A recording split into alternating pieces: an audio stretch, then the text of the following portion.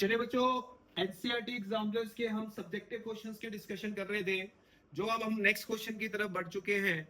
और वो क्वेश्चन हमने पहले भी क्लास में डिस्कस करा हुआ है। अब हम एनसीईआरटी एग्जाम्पलर पे सेम क्वेश्चन के डिस्कशन करने जा रहे हैं। जरा ध्यान से देखिए, एनसीईआरटी एग्जाम्पलर का नेक्स्ट क्वेश्चन नंबर 16 हम क्या कहते हैं, जरा ध्यान से देखिए।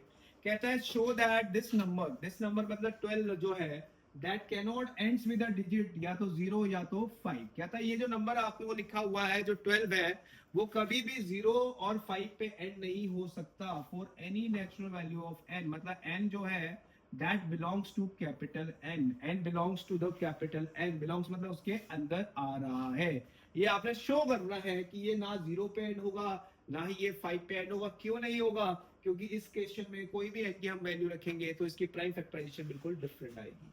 तो बच्चों अब इस क्वेश्चन को करने के लिए बच्चों ध्यान से देखिए, जो मेरी अप्रोच रहेगी वो क्या अप्रोच रहेगी, जरा ध्यान से देखिए। ठीक है, अब मैं अज्यूम कर रहा हूं let 12 raised to power n जो है दैट एंड विद डिजिट 0। कह रहा हूं मैं कि भाई लेट अस अज्यूम दैट जो 12 रेज़्ड टू पावर n है वो 0 पे एंड होता है। ये अजम्पशन लेके चलते हैं। So therefore 12 raised to power n should have 2 and 5. It should have 2 and 5 as its prime factor. कोई भी नंबर जिसको 0 या 5 पे एंड होना है, it should have 2 and 5 as its prime factor। मतलब उसके पास 2 और 5 एज अ प्राइम फैक्टर होने चाहिए।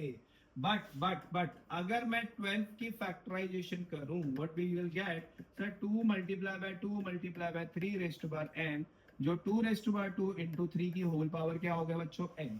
बट हमारे पास जो प्राइम फैक्टर आ रहा है, इसका जो प्राइम फैक्टराइजेशन आ रहा है has 2 and 3 as its prime factors। मतलब हमारे को क्वेश्चन में चाहिए था क्या सर, 2 और 5 इसके पास एज अ प्राइम फैक्टर होने चाहिए, पर हमारे पास तो सर अवेलेबिलिटी सिर्फ 2 और 3 की है। तो यानी हमारे को चाहिए 2 और 5, पर हमारे पास आ गया 2 और 3। तो हम यहाँ पे एक लाइन लिखेंगे, by uniqueness of fundamental theorem of arithmetic, by the uniqueness of fundamental theorem of arithmetic। What is the uniqueness of fundamental theorem of arithmetic? कहता है जी एवरी कॉम्पोजिट नंबर, कहता है कोई भी कॉम्पोजिट नंबर जो आप लिख रहे हो should be written in unique form as a product of prime factorization। मतलब सर यहाँ पे हमें जो चाहिए था उसमें 2 और 5 की फॉर्म में लिखना था, पर हमने जो लिखा हमने इसको 2 और 3 की फॉर्म में लिख दिया। भाई हमें चाहिए 2 इंटू 5 की फॉर्म में, और हमारे पास जो आ रहा है दैट इज 2 इंटू 3 फॉर्म। तो इसका मतलब हमें जो चाहिए that is a different prime factorization, पर हमारे पास जो फैक्टराइजेशन है दैट इज अ डिफरेंट। तो फंडामेंटल थ्योरम क्या कहती है कि ये जो चीज है ये यूनिकनेस होनी चाहिए। यूनिकनेस मतलब कि चाहिए कुछ और, हमारा कुछ और रहा है, तो इसका मतलब हम ये कह सकते हैं by the fundamental theorem of arithmetic, uniqueness of fundamental theorem of arithmetic, our assumption is wrong। our assumption is wrong। क्यों assumption wrong सर? क्योंकि सर इसमें अगर इसको 0 और 5 के ऊपर एंड होना है तो इसके पास 2 प्राइम फैक्टर मस्ट होने चाहिए, और वो 2 और 5 ही होने चाहिए जो इसके पास होने चाहिए। बट हमारे पास एक तो 2 आ रहा है और एक 3 आ रहा है, 5 अवेलेबल नहीं है। तो इसका मतलब by the uniqueness of fundamental theorem of arithmetic we can not write any composite number in 2 different ways. मतलब हमें चाहिए कुछ और हमारी फैक्टराइजेशन कुछ और आ गई, तो इसका मतलब हमारी अजम्पशन क्या होगी बच्चों, रॉन्ग होगी। So therefore what we can conclude 12 power n that cannot ends with digit 0 और 5। यानी मैंने ये स्टेटमेंट लिख दी कि जी ये जो नंबर हमारे पास आया है, this composite number 4 all n, जो सारी वैल्यू n है, जो किसके अंदर आ रही है, कैपिटल N के अंदर आ रही है, जो किसके अंदर आ रही है, कैपिटल N के अंदर आ रही है। For all value of n यहाँ पे रखने पे ये नंबर कभी भी 0 या 5 पे एंड नहीं हो सकता। तो क्वेश्चन क्या कह रहा था बच्चों, क्वेश्चन ये कह रहा था कि चेक करिए क्या ये नंबर कभी भी 0 या 5 पे एंड हो पाएगा। तो हमने कहा यस, अगर ये अज्यूम करके चलते हैं 0 और 5 पे एंड होगा तो उसके लिए इसकी कंडीशन ये होगी इसके पास 2 और 5 एज अ प्राइम फैक्टर होने बहुत जरूरी है। बट अगर हम इसकी प्राइम फैक्टराइजेशन में देखें तो हमारे पास एक 2 आ रहा है और एक 3 आ रहा है, 5 नहीं आ रहा, तो इसका मतलब इसके पास 2 और 3 ही एक लौते तौर पे प्राइम फैक्टर की फॉर्म में है। सो इसका मतलब by the uniqueness of fundamental theorem of arithmetic, what is the uniqueness of fundamental theorem of arithmetic, कि हर कॉम्पोजिट नंबर्स को as a product of prime लिखो पर ये फैक्टराइजेशन यूनिक होनी चाहिए, एक ही तरीके से लिखी होनी चाहिए। So it implies that our assumption is wrong. So it implies that this number cannot end with a digit 0. For all value of n, for all value of n, that belongs to the capital N. For all value of n, that belongs to the capital N. मतलब n की हर value के लिए जो natural number के अंदर आ रही है। बोलो यस है मेरी बात। प्लीज पॉज द वीडियो और नोट डाउन करिए और इसके नोट्स में। अब बढ़ते हैं बच्चों हम अगले क्वेश्चन की तरफ। नेक्स्ट क्वेश्चन की तरफ हम आ रहे हैं, ध्यान से देखिएगा। नेक्स्ट क्वेश्चन की स्टेटमेंट क्या कहती है, एक तरह से ये वर्ड प्रॉब्लम टाइप का क्वेश्चन है। क्वेश्चन क्या कहता है, on morning walk, on a morning walk 3 person, on a morning walk 3 person steps together and there steps measures कितना 40 centimetre, 42 centimetre, 45 centimetre respectively, 42, 40, 45 respectively. What is the minimum distance each should walk. Minimum distance का मतलब ही यहां से देख लेना आपने कि भाई मिनिमम वर्ड आ गया, मिनिमम वर्ड आ गया। मिनिमम वर्ड मतलब क्या हुआ, कम से कम डिस्टेंस उन्होंने क्या चलनी है। अगर एक बंदा कह रहा है मैं 40 सेंटीमीटर चलूंगा, दूसरा बंदा कह रहा है 42 चलूंगा और तीसरा बंदा कह रहा है 45 चलूंगा, तो मिनिमम का मतलब ये हुआ कि जो बंदे हैं वो इतना या इतने से ज्यादा तो चलेंगे, इतना या इतने से ज्यादा तो चलेंगे ही चलेंगे। जहां पे भी ये चीज आ जाए हमें इससे या इससे बड़ा नंबर निकालना है, तो इसका मतलब हमें उस केस में हमें हमेशा याद रखना है we need to calculate the LCM, we need to calculate the LCM. तो बंदा क्या कह रहा है कि जो पहला बंदा है वो फर्स्ट पर्सन इतना स्टेप्स लेगा सेंटीमीटर का, सेकंड वाले का स्टेप इतना सेंटीमीटर होगा और थर्ड वाले बंदे का इतना सेंटीमीटर का स्टेप होगा। तो what should be the minimum distance, what should be the minimum distance each should walk so that each can cover the same distance। मतलब हमारे पास एक बंदा 40 सेंटीमीटर का स्टेप, दूसरा 42, तीसरा 45 का तो लेगा। तो what should be the minimum distance, minimum distance मतलब ऐसा नंबर बताइए जो इन तीनों से क्या होना चाहिए, डिवाइड होना चाहिए। अगर वो नंबर इन तीनों से डिवाइड होना चाहिए तो इसका मतलब ऑब्वियस सी बात है हमें इन तीनों का क्या निकालना पड़ेगा, एलसीएम। क्या निकालना पड़ेगा, सारे बोलो एलसीएम। एलसीएम क्यों निकालना पड़ रहा है सर, क्योंकि हमें जो नंबर चाहिए वो इन तीनों से डिविजिबल वाला नंबर चाहिए, यानी इन तीनों से बड़ा वाला नंबर चाहिए। तो जब नंबर इससे बड़ा चाहिए तो इसका मतलब हमें उस केस में इनका एलसीएम निकालना पड़ेगा। सो what is your first case, first case है 40 की प्राइम फैक्टराइजेशन करेंगे तो 2 से जाएगा बच्चों, फिर ये 2 के टेबल से जाएगा, ये सर, फिर ये 2 के टेबल से जाएगा और ये लास्ट में जाएगा बच्चों 5 से। नीचे रिमाइंडर कितना बच गया बच्चों 1। चलिए सेकंड की प्राइम फैक्टराइजेशन करिए बच्चों। पहला नंबर जाएगा 2 से, 21 रह गया, फिर दूसरा नंबर 3 से, फिर 7 रह गया, फिर तीसरा नंबर 7 से जाएगा and last number is 1। Yes sir. चलिए नेक्स्ट 45 पे हम करते हैं जरा। पहला नंबर 3 को डिवाइड से होगा 15, फिर 3 से डिवाइड होगा 5, फिर हमारे पास 5 से डिवाइड होगा, तो लास्ट जो रिमाइंडर है वो 1 पे जाएगा। यस है सारे बोलो यस है। अब इसके बाद इसकी हमने क्या करनी है बच्चों, प्राइम फैक्टराइजेशन। अब प्राइम फैक्टराइजेशन क्या करेंगे, सारे बोलो 40 में देखिए कौन कौन आ रहा है, 2 कितनी बार आ रहा है, सारे बोलो 2 raise to power 3 multiply by कुछ नहीं है 5 की पावर में, तो 5 की पावर क्या लेंगे 1। चलिए नेक्स्ट नंबर बच्चों 42 में देखिए तीन प्राइम फैक्टराइजेशन कौन कौन सी आ रही है बच्चों, एक 2 भी आ रहा है, एक 3 भी आ रहा है और बच्चों एक 7। नेक्स्ट प्राइम फैक्टराइजेशन किसकी करनी है बच्चों, 45 में कौन कौन सा नंबर आ रहा है, सारे बोलो 3 की पावर में सर 2 आ रहा है, बिल्कुल आ रहा है सर, इंटू 5 की पावर 1 इंटू लास्ट में यू कैन राइट 1। यस सारे बोलो।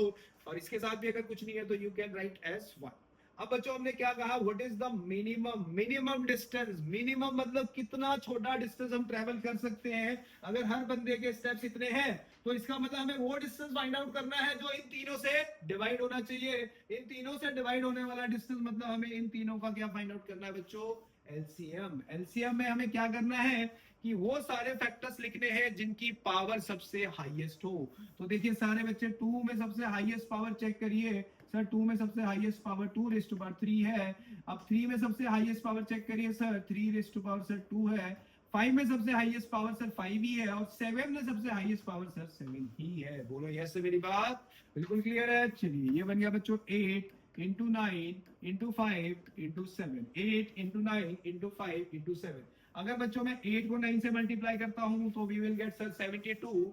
72 को अगर मैं 5 से मल्टीप्लाई करता हूं तो बच्चों 72 इंटू 5 360, और अगर मैं 360 को 7 से मल्टीप्लाई करता हूं तो what we will get sir, we will get sir 2520 centimetre. 2520 centimetre. So what is the answer, कहता है what is the minimum distance, what is the minimum distance जो ये तीनों ले रहे हैं, कम से कम की डिस्टेंस जो ये तीनों लेंगे, तो that distance is how much, 2520 centimetre, जो कि इससे भी डिवाइड होगा, जो कि 42 से भी डिवाइड होगा, जो कि हमारा 45 से भी डिवाइड होगा। तो हमें क्वेश्चन में क्या दिया हुआ है कि 3 बंदे हैं, उनके स्टेप्स के मेजरमेंट दिए हुए हैं। पहले का स्टेप्स का मेजरमेंट 40 है, दूसरे का 42 है, और तीसरे का 45 है।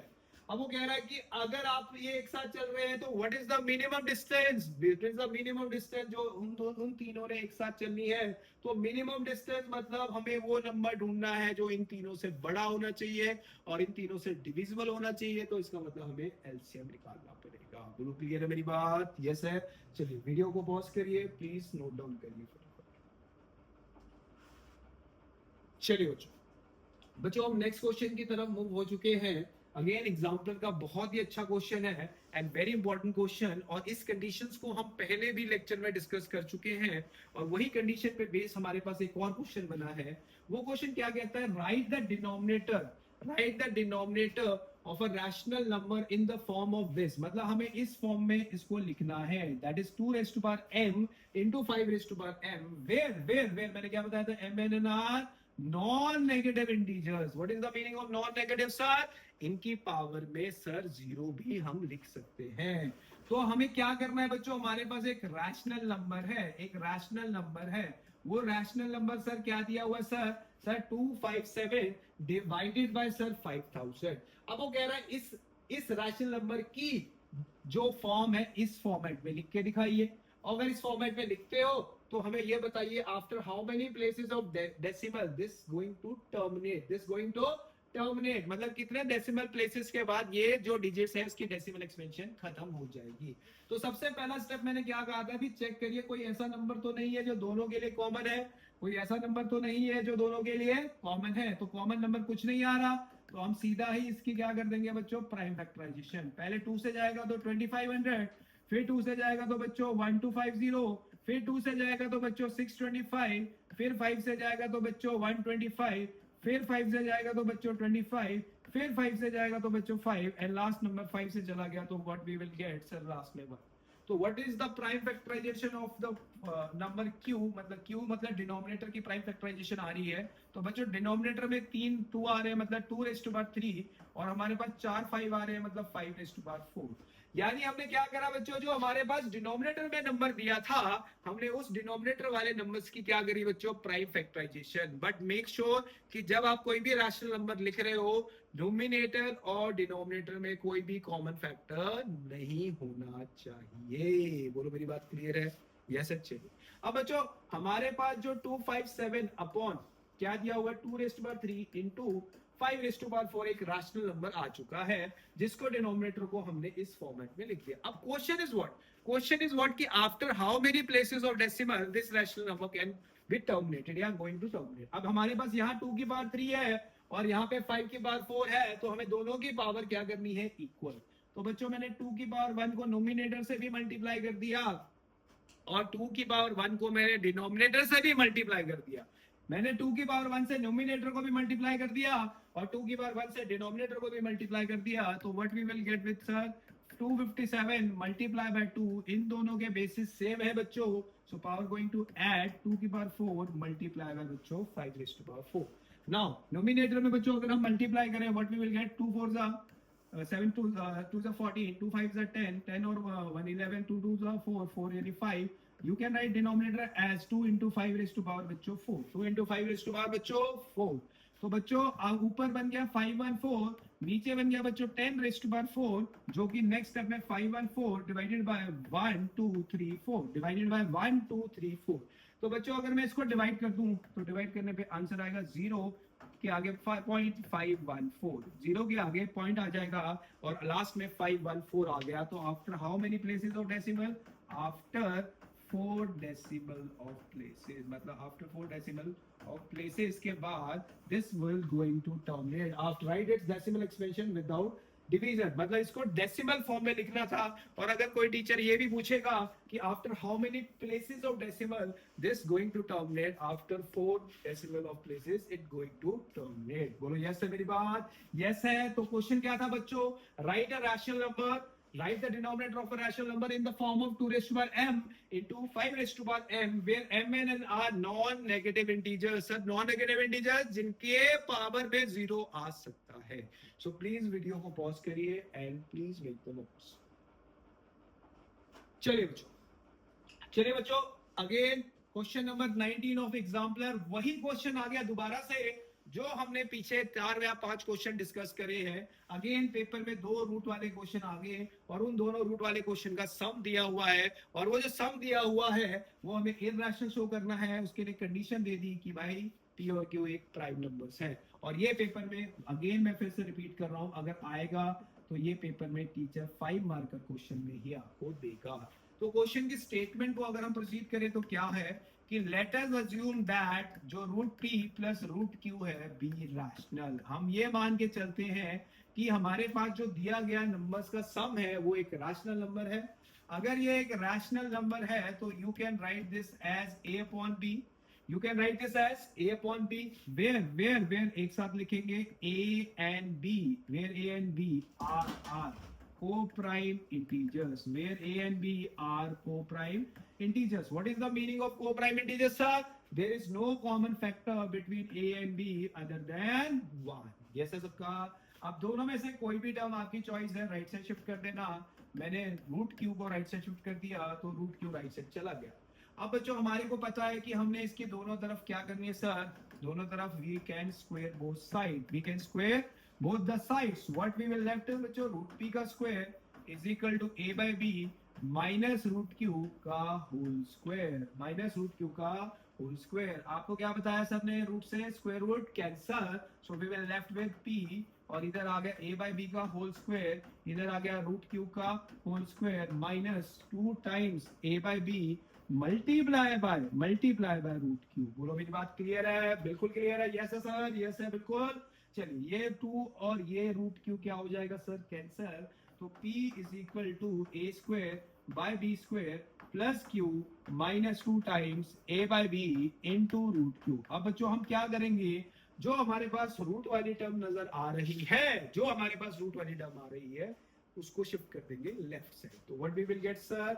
वी विल गेट सर यहाँ पे 2 times ab multiply by root q is equal to a square by b square plus q minus p. और यहाँ पे ये सारी की सारी टर्म्स जो है वो एक रैशनल टर्म्स है. क्यों? क्योंकि a और b एक इंटीजर है, q और p एक प्राइम नंबर्स है जो कि एक इंटीजर्स होते हैं. तो what we will left with root q is equal to a square by b square plus q minus p divided by 2 into ab, divided by 2 into ab. अब हम फिर से वही वर्डिंग दोबारा से रिपीट करेंगे जो हमने हर क्वेश्चन में लिखी थी. वो वर्डिंग क्या लिखी थी बच्चों? LHS equal to root q is which number, sir? This is an irrational number. This is an irrational number. But RHS में जो सारे के सारे numbers लिखे गए हैं, they are rationals. They are rational. They are rational. Why they are rational, sir? Because A and B are co-prime integers. P is a prime number, Q is a prime number. Here A and B both are co-prime integers and 2 is also a prime number. Yes है मेरी बात? So इसका मतलब ये जो पूरा का पूरा टर्म आएगा ये पूरा एक रैशनल को रिप्रेजेंट करेगा. तो इसका मतलब हम ये कह सकते हैं कि LHS is not same as our RHS. जो हमारी LHS और जो RHS है they both are different. अगर ये दोनों डिफरेंट हैं तो इसका मतलब हमारी हमारी जो assumption है that assumption is wrong. What we have assumed कि भाई root p plus root q एक इरेशनल नंबर है, दैट assumption is wrong. तो अगर ये हमारी assumption wrong आ गई तो इसका मतलब root p plus root q is not a rational number, it is an irrational number. It is an irrational number by the method of contradiction. तो यानी हमारे को पेपर में क्वेश्चन दो रूट्स के आएंगे और वो आएंगे 5 मार्कर में, जो बोलेगा show that these two are irrational numbers. So हमने method of contradiction में rational assume करके ये contradict कर देना है कि जी LHS जो है हमारे पास एक irrational term बनेगी, but जो RHS है वो सारा का सारा एक rational term बनेगा. So it implies that LHS is not same as our RHS. So hence we can conclude that the assumption is wrong and this number is not a rational number, this is like irrational. So video को pause करिए and please note down. चलिए बच्चों, अब हम NCERT exemplar का एक और question लेके आए हैं. Again that is a very simple question, और अगर ये पेपर में अगर आएगा तो पेपर में ये क्वेश्चन की वेटेज 2 मार्क्स से ज्यादा टीचर नहीं रखेगा, क्योंकि ये बहुत ही सिंपलेस्ट क्वेश्चन है और इसके ऊपर हमने काफी पीछे डिस्कशंस भी करी है. Fundamental theorem of arithmetic, what is the uniqueness of fundamental theorem of arithmetic. Same चीज को आज इस क्वेश्चन में उसने क्या बोला है जरा देखिए. Can the number that is given to be what 14 raised to power n, कहता है क्या ये जो नंबर मैंने लिखा है 14 raised to power n, where n being a natural number, मतलब you can write this in this format also, n belongs to capital N. मतलब belongs का मतलब क्या होता है, n जो है वो इस नंबर के अंदर आ रहा है. किसके अंदर आ रहा है, नेचुरल नंबर के अंदर आ रहा है. क्या ये नंबर कभी भी एंड करेगा 5 पे, एंड करेगा 5 पे, 0 पे भी बोल सकता है, 5 पे भी बोल सकता है. अभी इसने बोला 5 पे एंड कर रहा है कि नहीं कर रहा, जरा चेक करते हैं. लेट अज्यूम कर लीजिए, लेट जो 14 पावर n है that and with the digit 5, with the digit 5. कहता है अजम्पशन ले लीजिए कि जो इसका लास्ट डिजिट है वो 5 पे एंड हो रहा है, जो लास्ट डिजिट है वो 5 पे एंड हो रहा है. तो इसका मतलब देयरफॉर 14 पावर m अगर 5 पे एंड होना चाहता है तो शुड हैव 5 सारे बोलो 5 should have 5 as its prime factor. अगर कोई भी नंबर जिसको 5 पे एंड कराना है, मतलब लास्ट डिजिट उसका 5 चाहिए, तो उसका मतलब ऑब्वियस सी बात है उसके अंदर 5 ऐसा क्या होना चाहिए, उसका एक प्राइम फैक्टर होना चाहिए. बट अगर मैं 14 टू द पावर n की प्राइम फैक्टराइजेशन करूं तो वो बनेगी 2 into सॉरी, अगर मैं इसकी प्राइम फैक्टराइजेशन करूं तो बच्चों क्या बनेंगे, सारे बोलो. इसकी बनेगी sir prime factorization 2 multiply by 7 raised to power n. तो इसका मतलब हमारे पास has 2 and 7 as its prime factor. मतलब मैंने जब 14 पावर की n की प्राइम फैक्टराइजेशन करी, प्राइम फैक्टराइजेशन में उसके पास एक तो नंबर आया 2 और एक नंबर आया 7, और हमें क्वेश्चन में अगर लास्ट डिजिट 5 चाहिए तो उसके पास एज अ प्राइम फैक्टर 5 ही होना चाहिए. तो वर्डिंग क्या लिखेंगे, बाय द सारे बोलो, bye the uniqueness of fundamental theorem, bye the uniqueness of fundamental theorem of what, arithmetic. कहता है फंडामेंटल थ्योरम ऑफ अरिथमेटिक की uniqueness. What is the uniqueness of fundamental theorem of arithmetic बच्चों, कि कोई भी composite numbers जब हम express करेंगे as a product of prime, तो उनकी जो प्राइम फैक्टराइजेशन है that prime factorization should be unique. Unique का मतलब क्या, कि जी हमें अगर 5 पे एंड करना था तो उसके पास 5 एज अ प्राइम फैक्टर होना चाहिए. यस सर, पर हमने जब इसकी फैक्टराइजेशन करी तो इसके तो सर 2 ही फैक्टर निकले, 2 और 7. तो चाहिए हमें 5 एज अ प्राइम फैक्टर, पर हमारे पास निकले 2 और 7. तो यूनिकनेस वर्ड क्या कहता है कि हमारे पास जो प्राइम फैक्टराइजेशन है किसी भी कॉम्पोजिट नंबर की वो एक ही फॉर्म में लिखी होनी चाहिए, उसके 10-12 फॉर्म नहीं होनी चाहिए. So by the uniqueness of fundamental theorem of arithmetic what we can conclude this कि आवर जो assumption है that assumption comes out to be wrong. Our assumption comes out to be wrong assumption. तो अगर ये wrong assumption है, so we can say 14 raised to power n दो है that cannot end with digit बच्चों 0, with digit 0 for all सारी n जो कि किसके अंदर आ रही है बच्चों, कैपिटल N के अंदर आ रही है. कहता है this composite number that cannot end that cannot end with digit, क्या बोला था उसने 5 पूछा था, तो that cannot end with a digit 5 for all value of n जो कि किसमें आ रही है, कैपिटल n के अंदर आ रही है. So please वीडियो को पॉज करिए and please